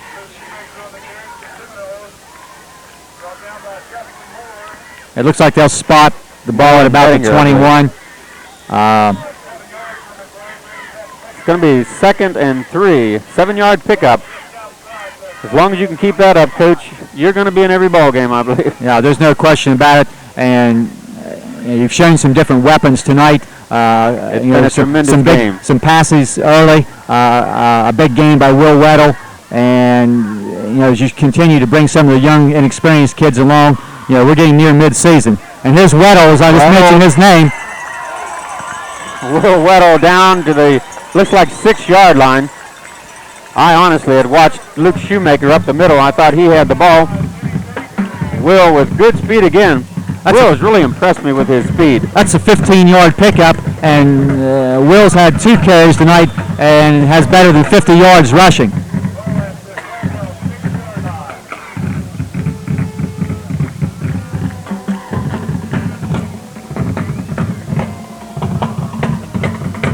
So at the 9:45 mark, it's 1st and goal on the 6-yard line.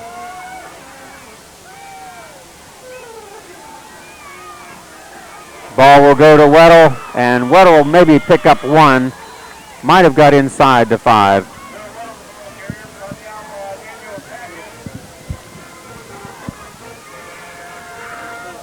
It looked like probably Paucus, number 34, among others, made the play. Maybe a yard or so for Weddle on that carry. You're down the 5-yard line now, 2nd down. 2nd and goal. 2nd and goal on the 5, 9 minutes remaining in the ball game. Already a 28-0 score. It looked like we got an equipment timeout as Dustin Hughes working on his face mask.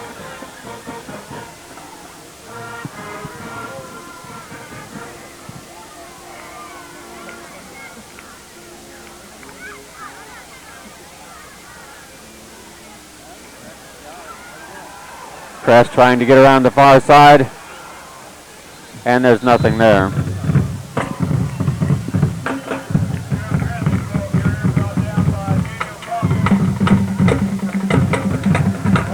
Looks like a loss of 6 possibly, back to the 11-yard line, where it's going to be 3rd and 11, 8:20.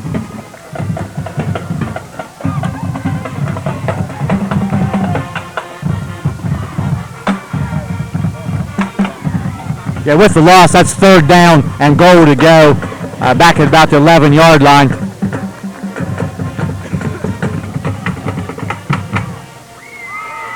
Dustin Robinson with the ball.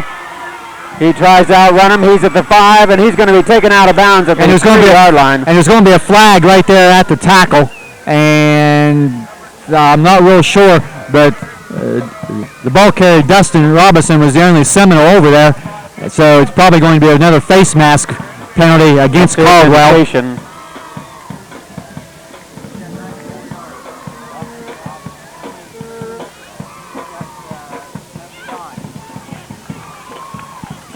They're signaling face mask.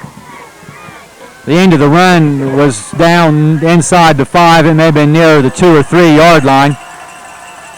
They'll step off half the distance to the goal, which will put the ball inside the 2, about 1.5 yards, and that will be 4th down. That's not an automatic 1st down.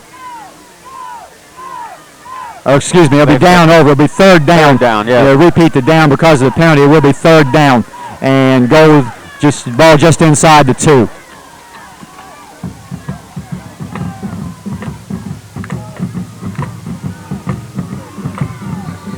Luke Shoemaker, the ball carrier, and nothing there.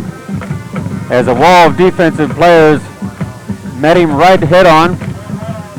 That's going to be number 34, Riddle. Oh, yeah, Riddle from the right halfback spot on a straight dive.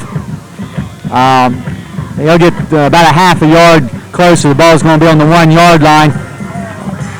Be 4th down and goal to go at the 1. And your defense has done a great job. It's a pretty easy decision to make in a situation with a big lead. 4th quarter, 4th down from the 1. Because even if you don't make it, your defense, will be in great shape. T formation.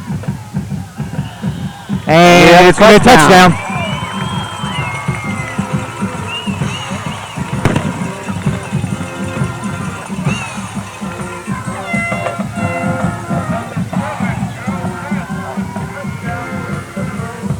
I don't have a clue. I can't tell. I think it was Shoemaker, but I can't say for certain. Because as the ball carrier was hit at the line of scrimmage, I think the ball may have come out a little bit, and it's really hard to see, but it looked like fullback Shoemaker was the ball carrier. But it's a touchdown nonetheless, and Cress's kick wasn't as pretty as the earlier four, but it's very effective. 5 for 5 kicking by Joe Cress tonight, and a 35-0 ball game.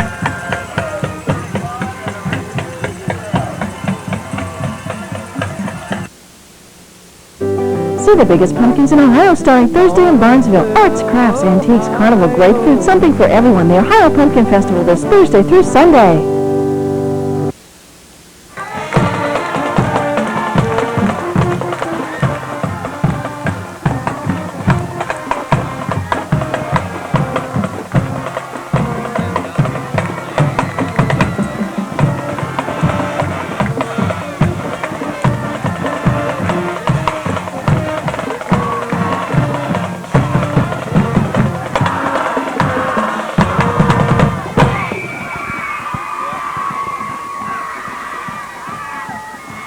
Well, Coach, we have a 35-0 ball game, and who would have thunk it? Yeah, this, really, in the first 4 weeks, and you hate to bring up a point such as this, but a couple of things that have really been to the benefit of the Seminoles. One is the lack of turnovers in the first 4 games. Compared to the number of turnovers the opponents have had. The old giveaway versus takeaway, and the advantage for the takeaways to the Seminoles is by a huge margin. And tonight has just been domination both offensively and defensively. Cress booting the ball back. Little mishandled. 48 the ball carrier. And he's met head on. There's a couple of flags thrown over near the 30-yard line on the far side of the field. Denny Knowlton. But there is a flag. And it's a block. And a block below the waist. On the kicking game, the block has to be above the waist. Your initial contact, at least, has to be above the waist. 2 flags were thrown in the area of the one block over near the 30-yard line. Now back Caldwell up. And as you mentioned before, not surprising that Monroe Central is winning the football game, but very surprising with the amount of the score and the ease that they've done this. Caldwell really has had a lot of trouble getting things on track so far tonight, and they're a better football team than this. Yeah. Their first 5 or 6 ball games this year are very, very difficult, and I know their coaches talked of that before the season. If they could survive the first 5 or 6 weeks, they had a chance the last 4. But right now they're having a tough time.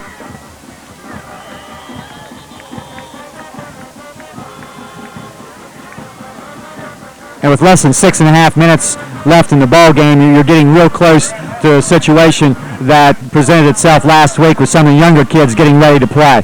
As a matter of fact, I can see Coach Singleton lining up some people down here right now. A couple people in the game right now. I see number 24 has entered the ball game. That would be Rob Trigg. And also number 10, Jason Ludwig, is in at the safety spot for Cress. And I think we'll see a lot more people. Scott in at the linebacker spot. A couple new defensive ends, Leisure and Brewer, are in. Ball overthrown out of bounds here in front of us. Yeah, Trigg and Ludwig were the closest defensive people there.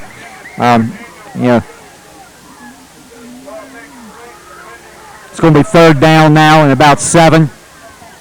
Sam Scott also in the game at one of the linebacker positions. I see Chris Demmerling also in. Also number 72, Sam Hannes is in it. Brewer's moved to linebacker now, so really you have an almost entirely second defensive unit in. Really about the only starters I see in right now would be Hamilton and maybe one other person. Handoff goes to the lone backfield man, and that is Pitts, Nathan Pitts. He brings the ball up to the 25-yard line, 24-yard line, brought down by Harrelson. It'll be good enough. First down. Good enough for the first down. And the same situation we saw last week where Coach Circosta and Coach Singleton have went ahead and getting a lot of younger kids into the game. You still have basically a few first-line players, but Caldwell also has subbed in some positions here also. But they have predominantly a first unit out there with a couple of exceptions. But I see them getting some people together over on their side. and I'm sure they're real close to getting some younger kids in the game also. Yeah. Fred Hessen, the ball carrier. Hessen's a junior, 5'7", 142. Just try to point out some of the other defensive people as they go in, and we've not mentioned. See number 86, Levi Wilson, is now in a defensive back position.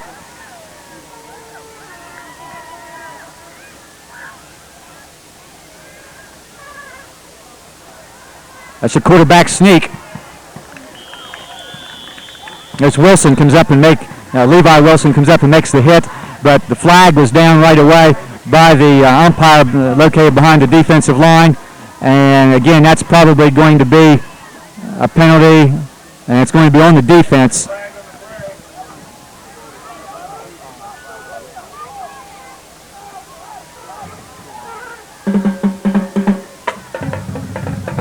Coach not real happy about this call. Well, I think what has happened is the official there has threw the flag. He threw the flag for 12 men on the field. And now coach says, we didn't take anybody off the field here. Hey, recount them again. And the official did, and I think maybe had a help from the back judge and got the call right. Yeah, picked up the flag. So he says, I made a mistake. There was no 12 men on the field. There was just 11 that you're allowed. So the play stands. Caldwell, out near midfield, has a first down. At the 49-yard line. Ball again to Hessen, and he's met by a wall of red jerseys. A lot of people in on the tackle there. Hamilton there along with Hannes. Scott, also I think Cole Harrelson had a hand there. Caldwell now making some mass substitutions as they'll get a second offensive unit into the game and some other people some playing time. Number 19, Judd Lori, looks like will be the new quarterback. So what we're going to get the last 4 minutes of the game is a little bit of a preview of Monday night's reserve game, which will be played down at Caldwell.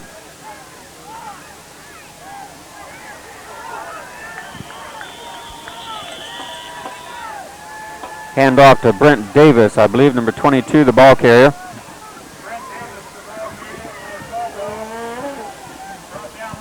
And some more people going into the game. Number 26, Jamie Sampson, has entered the game. I see number 70, Tom Jones, now going into the game.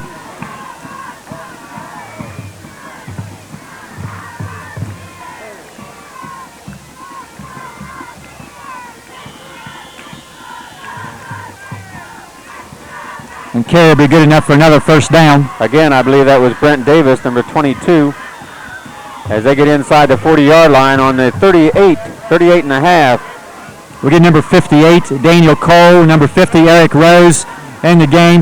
We got mass substitutions in and out. Yeah, it'd be no wonder with all the substitutions being made if you did get caught with something other than 11. Maybe 10 men on the field, or maybe 12, or even 13 with as much substituting as going on. Lori, he's going to tuck it, and he's going to be down to the 34-yard line. Number 74, that would be Denny Knowlton. Came up and made the hit and was able to hold on to it, was able to get some help there. See number 62, Brian Horner, was in on the play. And I'm not sure if we've got everybody. I see number 60, Matt Hughes, also in the game right now. Everybody looks over to Coach Singleton for the defensive signal. I'm not sure how much experience some of them have to know what the signal would even be at this point in time.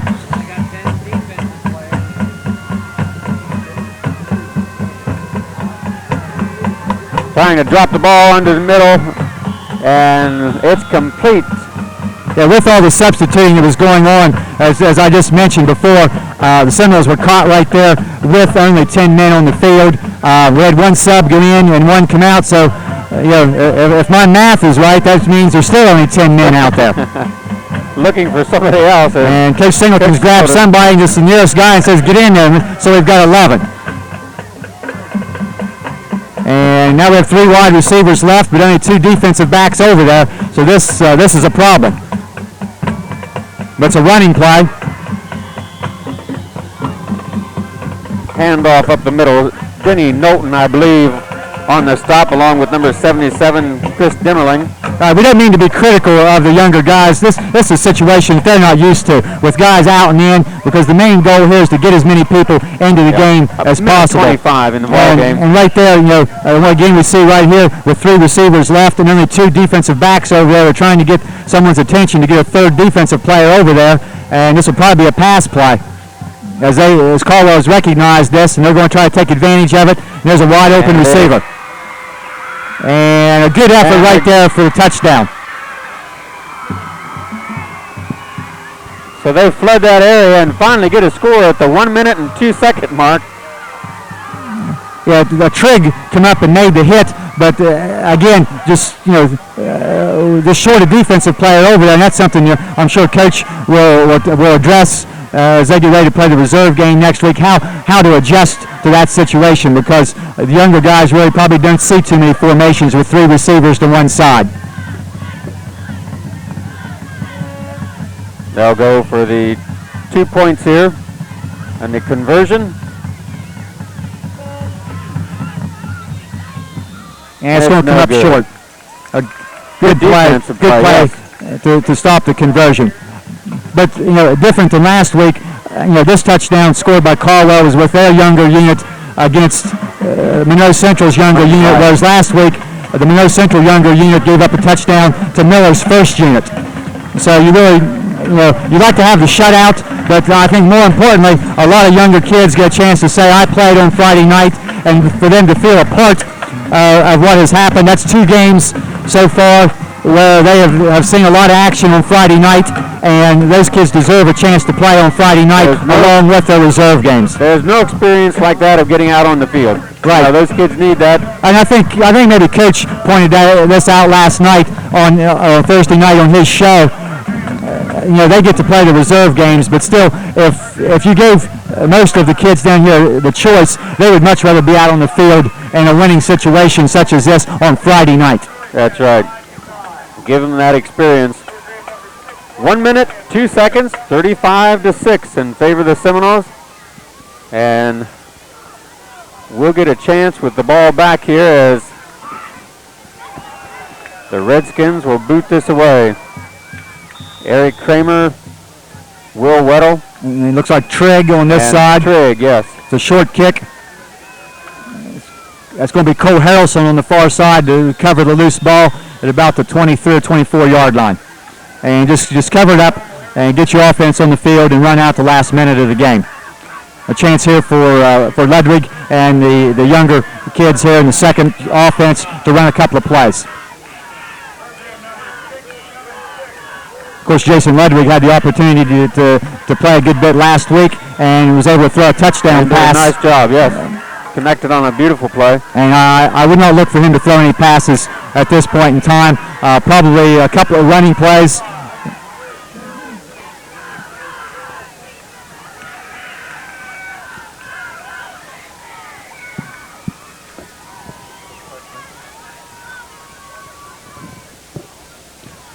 The ball carrier will be number 26, Sampson, and a pretty nice gain. He'll pick up about 8 yards out near the 33-yard line.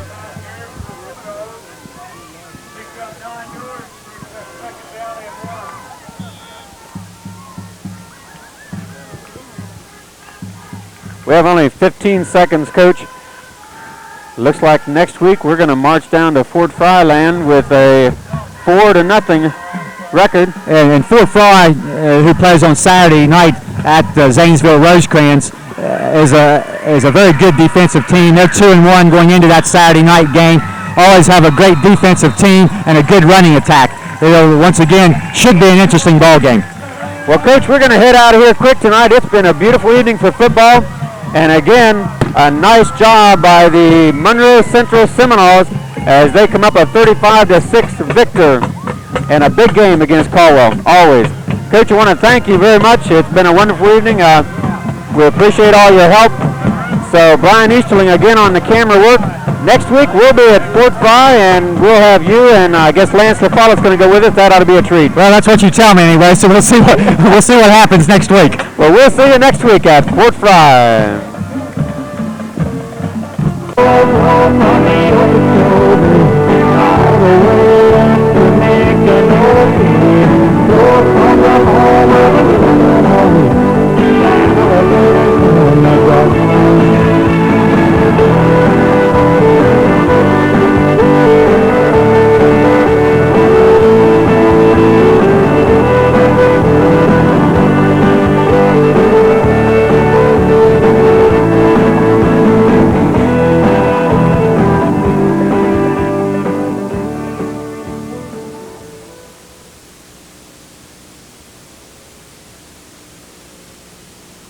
To make an opening,